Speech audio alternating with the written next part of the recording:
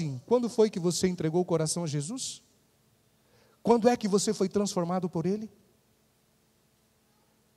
Isso não existe.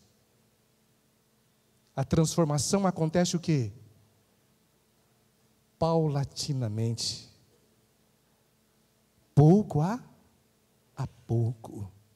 Deus vai impressionando a nossa mente.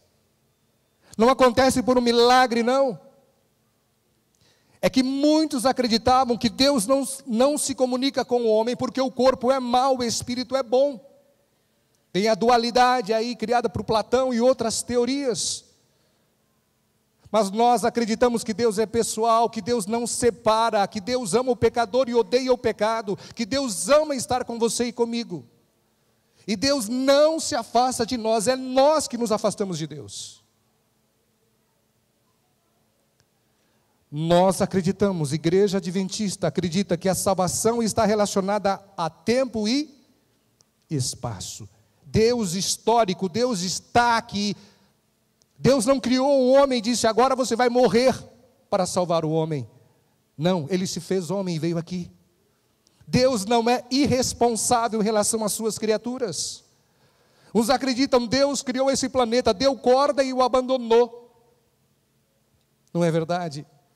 Deus criou esse planeta e esse planeta escolheu não servi-lo, escolheu outro Senhor, e Deus, na sua angústia, disse ao filho Adão: vocês pecaram, mas eu tenho uma saída para vocês. E ele faz uma profecia: virá o descendente de mulher e vai pisar o quê? A cabeça da serpente. E ele vai ser picado por ela. Foi a morte. Deus se envolveu com a raça humana de tal forma que habitou entre nós. Queridos, você consegue entender qual é o papel da igreja hoje? Consegue entender isso? As pessoas precisam ver em nós que há vantagens em pertencer a Jesus. Esse templo bonito aqui não vai ter sentido nenhum se a igreja não ver em nós verdadeiros filhos de Deus.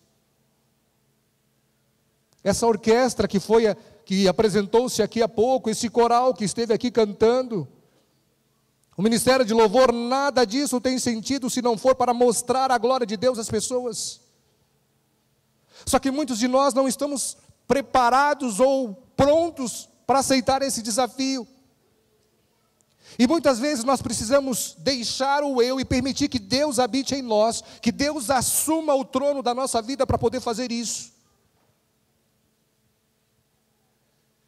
Eu lembro que conversando com um rapaz que estava separando da esposa, eu disse para ele: olha, você precisa deixar que Deus dirija a sua vida. Ele falou: pastor, eu não posso deixar isso. Eu falei: mas por que não? Vá que ele queira que eu volte para minha esposa antiga e eu não quero. Em outras palavras, ele não queria deixar que Deus dirigisse a vida dele, porque ele acreditava que Deus ia fazer tudo aquilo que ele não queria que Deus fizesse.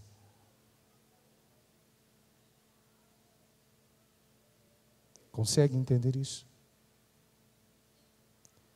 Deus é infinito, nós acreditamos que Ele é infinito, mas no contexto bíblico e no relacionamento com o homem, Ele é temporal.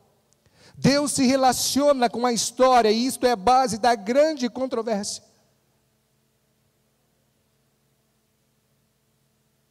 Existe um livro chamado Cristo Histórico. O autor procura mostrar como Deus se envolveu com a raça humana. Queridos, Deus é tão poderoso, Ele é tão poderoso, que Ele teve que se autolimitar para criar o homem, senão Ele repetia outros deuses. O poder de Deus é tamanho, que para Ele cuidar de você e de mim, Ele precisou se autolimitar.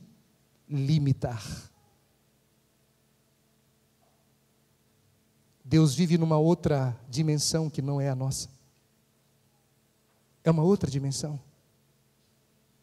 Querem ver só? Deus mora em algum lugar no céu, não é isso? É ou não é isso que falamos? Se Ele mora em algum lugar no céu, Ele mora daqui a 5 bilhões de anos-luzes? Se você conseguir medir onde Deus está, você já limitou Deus. E se você inventasse um aparelho que fosse até lá?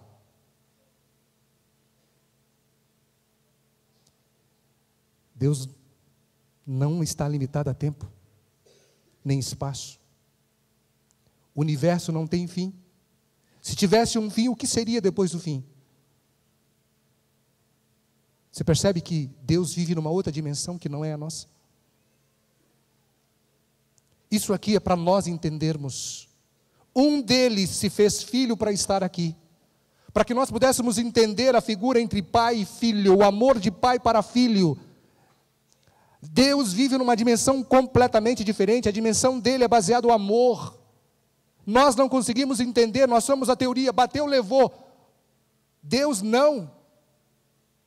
É diferente, Deus não está limitado a tempo, Deus não está limitado a espaço, Deus não está limitado a sentimentos, Deus vive numa outra dimensão que não é a nossa. Nós queremos explicar o céu, queremos explicar Deus, quem somos nós, para tentar explicar a essência de Deus, do que é formado Deus, quem é Jesus. Nós não somos nada. A dimensão dele é outra, e o que me chama a atenção por ser uma outra dimensão, ele se autolimitou, desceu à terra, viveu entre nós, comeu conosco e morreu por nós. E é essa história de vida que nós temos que contar para os outros, que Jesus veio e voltará.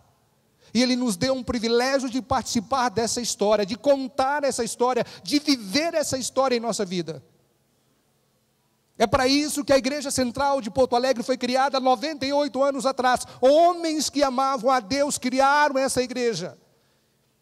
E o desafio que eu faço, será que nós estamos dando continuidade aos desafios desses homens e mulheres?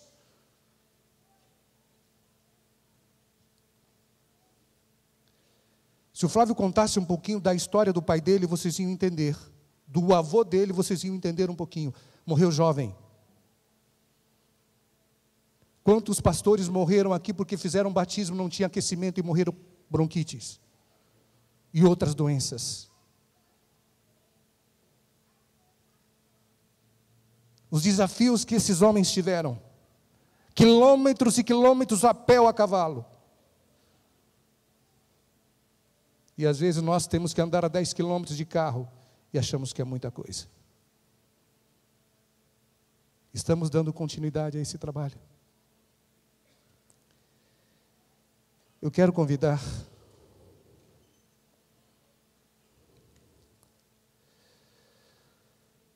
algumas gerações para entrarem aqui.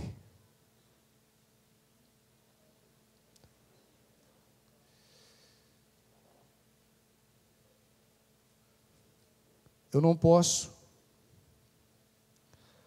agradecer a esses pioneiros, porque muitos já morreram.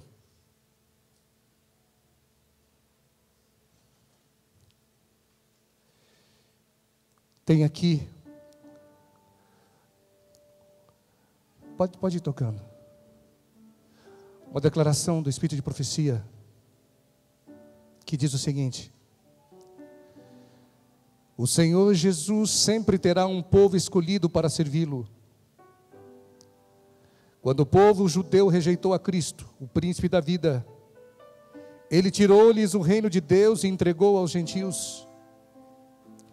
Deus continuará lidando com cada ramo de sua obra de acordo com esse princípio. Quando uma igreja demonstra ser infiel à palavra do Senhor, seja qual for sua posição e por mais elevada e sagrada que seja sua vocação, o Senhor não pode mais cooperar com eles. E ela continua dizendo: outras pessoas são então escolhidas para assumir importantes responsabilidades. No entanto, se estes por sua vez não purificarem a vida de toda má ação, se não estabelecerem puros e santos princípios em todos os aspectos de sua vida, o Senhor os afligirá e humilhará dolorosamente, e a não ser que se arrependam, os removerá da posição que ocupam, tornando-os um opróbrio. Eventos Finais, página 59.